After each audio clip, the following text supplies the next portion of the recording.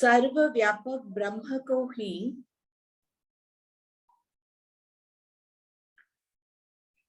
जिसमें संपूर्ण विशेषणों का अभाव है, उस सर्वव्यापक ब्रह्म को ही अपने आत्म स्वरूप से जान लेने के कारण जिसकी अविद्या आदि समस्त ग्रंथियां टूट गई हैं और जो जीवितावस्था में ही ब्रह्म भाव को प्राप्त हो गया है, उस विद्वान का कहीं गमन नहीं होता। ऐसा पहले ही कहा गया है, क्योंकि 14 श्लोक में इस शरीर में ही ब्रह्म भाव को प्राप्त हो जाता है, ऐसा कहा है। उसके प्राण उत्क्रमण नहीं करते, वह ब्रह्म रूप हुआ ही ब्रह्म में लीन हो जाता है। इस एक दूसरी श्रुति से भी यही निश्चय होता है। किंतु जो मंद ब्रह्मज्ञानी और अन्य विद्या उपासना परिशीलन करने वाला ब्रह्मलोक प्राप्ति के अधिकारी है, अथवा जो उनके विपरीत यानी जन्म मरण रूप संसार को ही प्राप्त होने वाले हैं, उन्हीं की किसी गति विशेष का वर्णन यहाँ प्रकरण प्राप्त ब्रह्म विद्या के उत्कृष्ट फल की स्तुति के लिए किया जाता है। इसके सिवा नचिकेता के पूछने पर यमराज ने पहले अग्नि विद्या का भी वर्णन किया था। उस अग्नि विद्या के फल की प्राप्ति का प्रकार भी बतलाना है ही।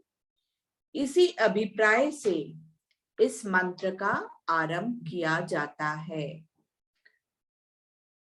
शतं चैकाच हृदयस्य नाद्यस्तासाम् मूर्धान्मभीनि स्त्रिक्तैका तयोर्ध्वमायन्यमृतत्वमेति विश्वन्या उत्क्रमणे भवन्ति।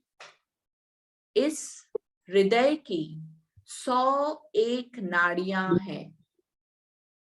उनमें से एक मूर्धा का भेदन करके बाहर को निकलती हुई है।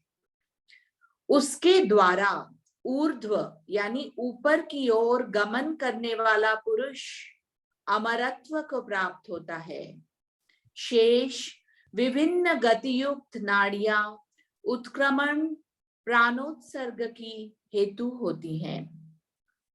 पुरुष के हृदय से 100 अन्य और सुषुम्ना नाम की एक, इस प्रकार 101 नाड़ियां शिराएं निकली हैं।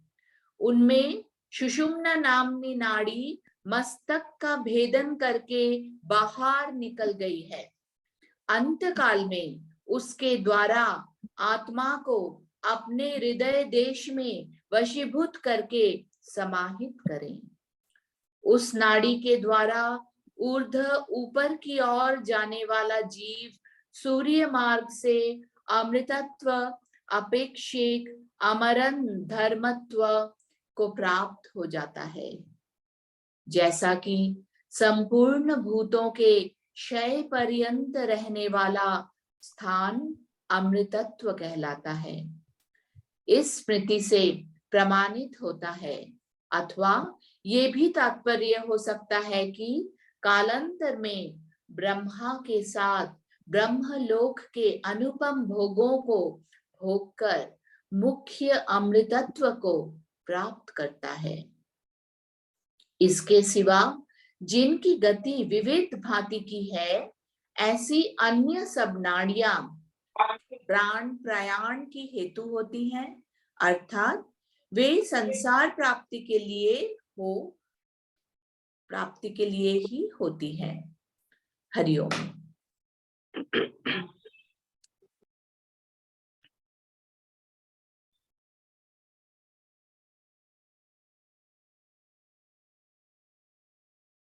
ये जो नाड़ियों के बारे में लिखा गया है, ये सब मानसिक नाड़ियां हैं जो डिसेक्शन करके ये सब नहीं प्राप्ति होता है, लेकिन ये सच है कि इस शरीर में 1000 चैनल्स होते हैं और यहाँ 101 की बात कहा जाता है। और एक नाड़ी की बात यहाँ स्पष्ट होती है कि सुषुम्न नाड़ी की बात।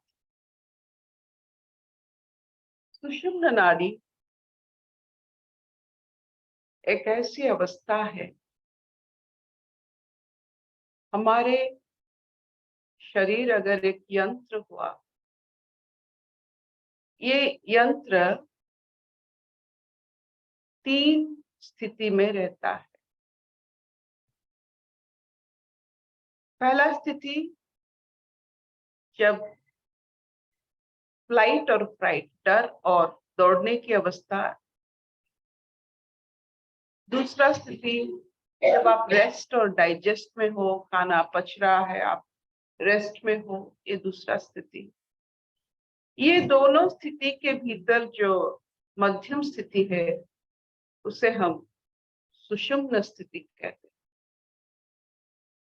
जो जिस स्थिति में आप ये दोनों सिंपैथेटिक और पैरासिम्पैथेटिक 2 आउटफ्लो जो होते हैं हर एक प्राणी का, एक सिस्टम जब भी आपके ऊपर कोई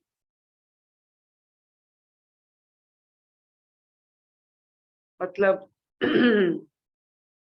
डर की स्थिति आती है, आप जैसे एक बाघ देख लिए, सिंह देख लिए, उससे डरना है, उसे दौड़ना है, तो अपने शरीर में इतने बल होते हैं, इतने एनर्जी होते हैं कि आपको कोई भी परिस्थिति से मुकाबला करने के लिए पर्याप्त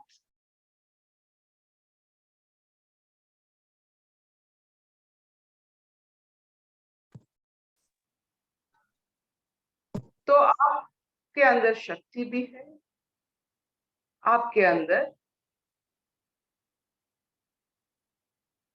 रेस्ट यानी सहजता पूर्वक रहने के लिए भी एक सिस्टम होती है।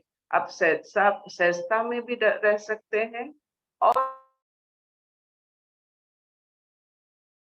भरपूर शक्ति प्रयोग भी कर सकते हैं। You can rest, you can perform.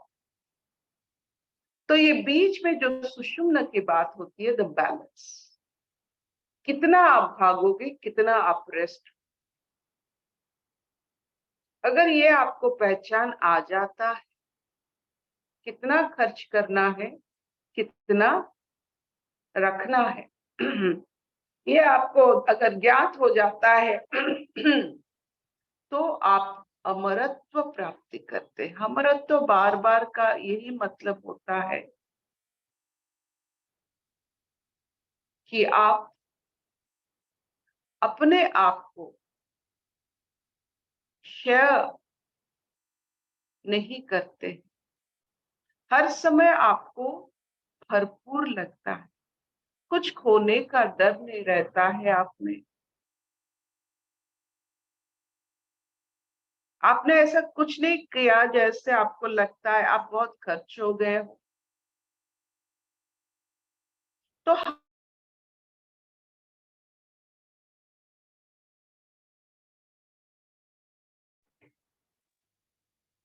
ये जो बार बार कहा जाता है, to know where you are, to know what you are, ये शक्ति का भंडार है।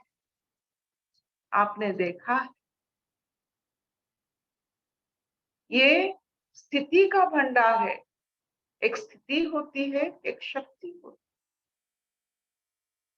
है। उस दो पलड़ों को जो बैलेंस करके रखता है वो सुषुम्ना नाड़ी, जो कहते हैं कि हृदय से मस्तिष्क की ओर और सूर्यलोक और ब्रह्मलोक की ओर आपको लेता है, आपकी बैलेंस स्थिति। आप देखो, हम इस संसार में यही बैलेंस यानी ये मध्यम भाव को हम ढूंढते हैं।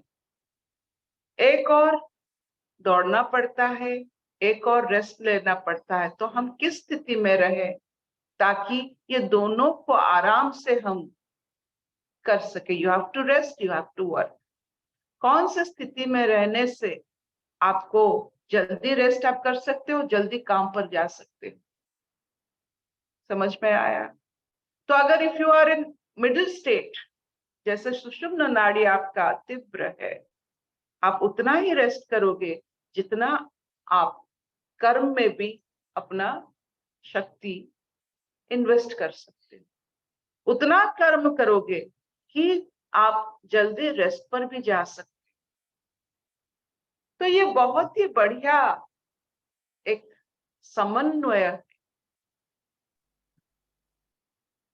इस स्थिति को सुषुम्ना नाड़ी कहते हैं। जैसे चंद्र नाड़ी, सूर्य नाड़ी, बहुत सारे नाड़ी, ये सब नाड़ियां हम डॉक्टर होने के नाते ये सब नाड़ियां यूं ही दिखता नहीं है। Anatomically these are not present, but yes you can make this by your psychological. जैसे आप यंत्र बनाते हो, मंत्र बनाते हो, आप आपकी अवस्था की नाड़ियां भी अनुभूति कर सकते हो। जैसे आप आंख बंद करते हो, ये सिंपैथेटिक पैरासिम्पैथिक को आप समन्वय करके बैलेंस स्थिति में आते हो, ये आपने बनाया। इसके लिए कोई एनाटॉमिकल स्ट्रक्चर नहीं है, कोई वस्तु नहीं है। ये आपकी नाड़ियां आपने खुद बनाई है। सबसे बड़ी बात है, ईश्वर नाड़ियां बनाए ये शरीर के लिए, और आपकी गति के लिए आपको नाड़ियां यानी रास्ता बनाना है। ये आप ही का रास्ता है।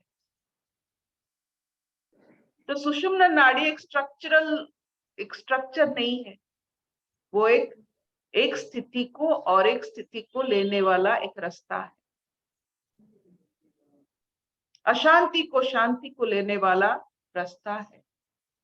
अज्ञान को ज्ञान में लेने वाला रास्ता है। अंधकार को आलोक में लेने वाला जो रास्ता है वही सुषुम्ना नाड़ी। समझ में आया? These are not anatomical structure. आप जैसे आपका रास्ता बनाते हो, कैसे बनाते हो, यह आपका रचना है, आपका रास्ता है। और जिस रास्ते से आप बहुत ही सुंदर भाव से अंधकार से आलोक तक यूं ही पहुंच जाते हो, वो आपका सुषुम्ना नाड़ी है। तो आप हर मनुष्य दो स्थिति में रह सकता है, इन सिंपैथेटिक मोड और इन पैरासिम्पैथेटिक मोड। मतलब दो पलड़ा होता है। आप भाग सकते हो, जोर से भाग सकते हो, आप रेस्ट भी ले सकते हो। ये दोनों के बीच में जो स्थिति है वो सुषुम्ना स्थिति। तो सुषुम्ना स्थिति में जो रहते हैं वो भाग भी सकते हैं और वो रेस्ट भी ले सकते हैं।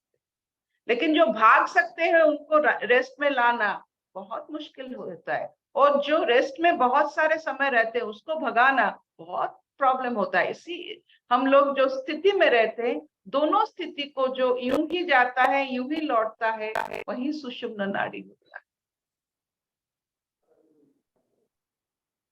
ये सबसे बढ़िया बात।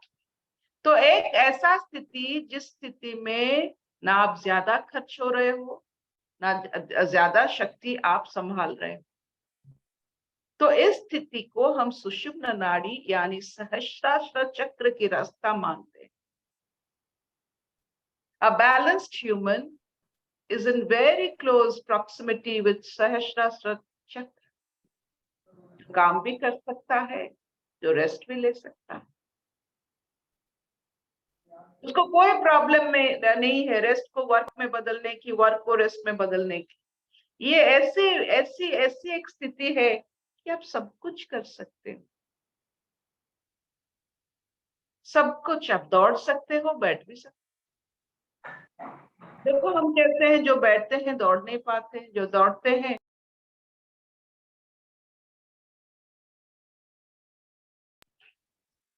तो ऐसा स्थिति को आप क्या कहेंगे? Very flexible. Will this do today? Yes, sir, पिता। It's a beautiful way of understanding. सुषुम्ना नाड़ी है क्या? जो आपको बिना इंद्रियों की आचरण से बस आपकी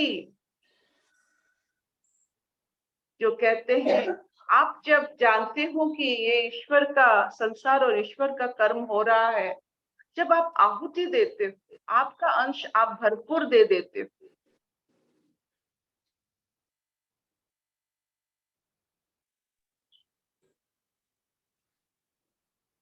अशतो मा सद्गमय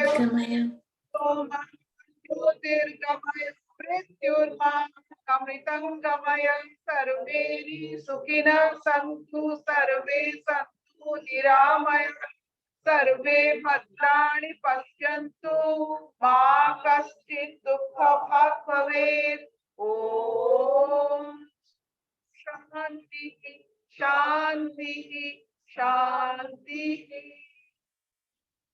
तो आप सुषुम्ना नाड़ी को अनुभव कीजिए, और उससे अनुभव करने के लिए आपका जीवन ऐसा होना चाहिए कि आपकी जो आप सांस छोड़ रहे हो, ले रहे हो, वो दोनों तरफ जानी चाहिए। How will you know you are in sushumna nadi? When you leave from the both side, the breath comes out. अगर it comes from the right side, it is Surya Nadi. It comes from the left side, it is Chandra Nadi. Sushumna Nadi is a very balanced state.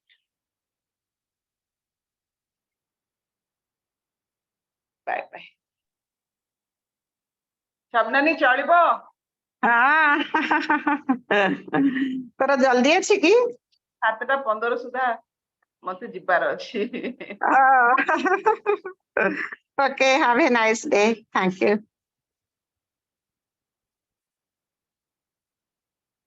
Usha ji, क्या सुबह सुबह खा रहे हो एकला एकला?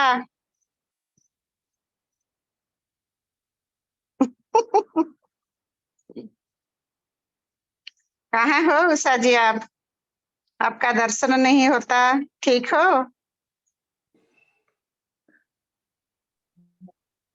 हरिओम प्रभा जी। नहीं, वो हरिओम। काफी परेशानी